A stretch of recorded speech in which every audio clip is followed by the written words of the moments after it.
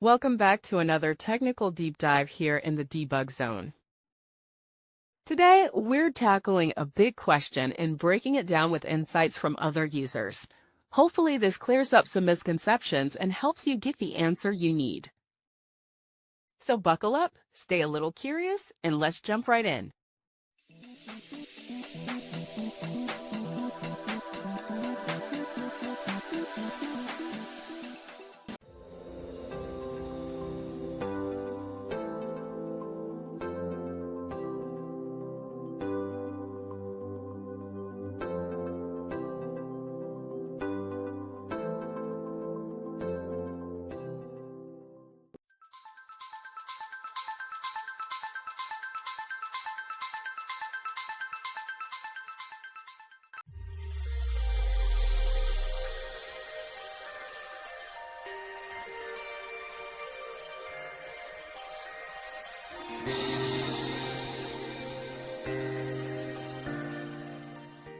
And that's a wrap.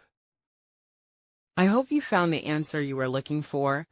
If you did, take a second to hit that subscribe button. It really helps out. And let me know in the comments which solution worked best for you.